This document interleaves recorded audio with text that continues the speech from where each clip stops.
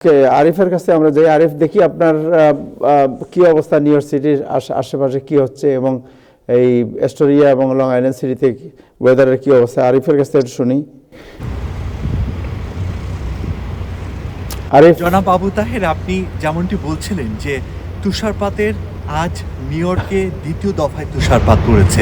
তো এই তুষারপাতের কারণে যে অবস্থাটা সৃষ্টি হয়েছে, যে রাস্তা, যে গাড়ি এবং শুমশান নীরবতা, আমি আমার সহকর্মী শাহসুমনকে বলবো বিষয়টি পুরোটা দেখানোর জন্য। কারণ যে কোনো পরিস্থিতিতে, যে কোনো অবস্থায় যেন একটা সাধারণ নোটিশ জারি করা হয়েছে, মানুষ যেন বাসা থেকে না বের হয়। এছাড়া বিভিন্ন আন্তর্জাতিক যে ফ্লাইটগুলো রয়েছে এবং ডোমেস্টিক ফ্লাইটগুলো রয়েছে, এর অনেকগুলো কিন্তু বাতিল করে দেওয়া হয়েছে। এবং আপনি দেখতে পাচ্ছেন যে এই রাস্তাটিতে যে গাড়িগুলো আছে, সে গাড়িগুলোতে কীভাবে তুষারপাত পড়েছে এবং মানুষের যে পায়ের ছাপগুলো, এগুলোকে দেখানোর কথা বলবো আমার সহকর্মীকে, যে সত্যিকার অর্থে এই রাস্তাটি কিন্তু এরকম না। আমি এখন একটু মেইন সড়কের দিকে যাওয়ার চেষ্টা করব।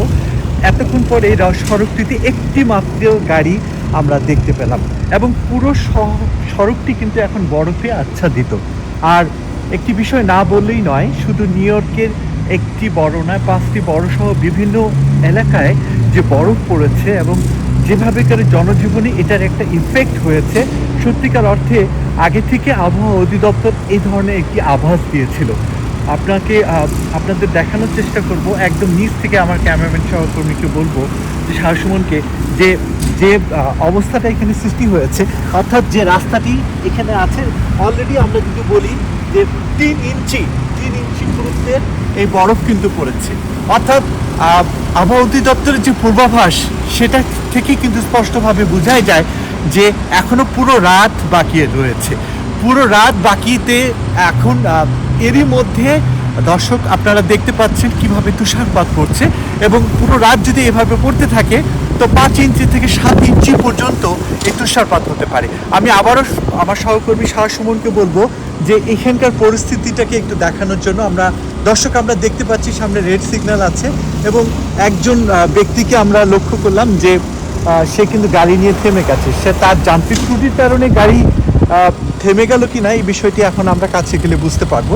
এছাড়াও খুব থেমে থেমে কিন্তু তুষারগুলো এখন পড়ছে।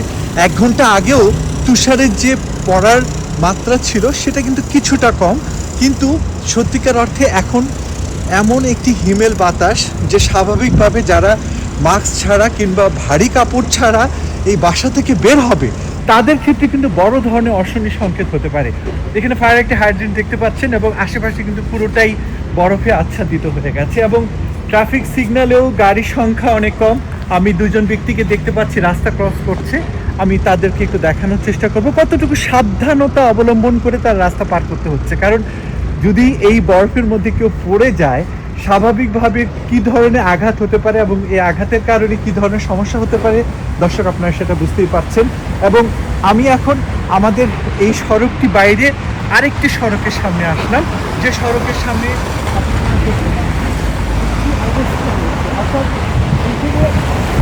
যদি বলতে হয় সার্বিকভাবে এই সড়কের যে অবস্থা, সে তুলনায় এখন যান চলাচল অনেক কমে গেছে এবং এই জরুরি অবস্থা জারি করা হয়েছে এবং সবাইকে সাবধানে থাকার কথা বলা হয়েছে।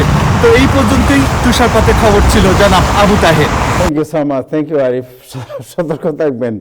Beautiful frame, camera frame, thank you so much, আপনাকে অনেক ধন্যবাদ।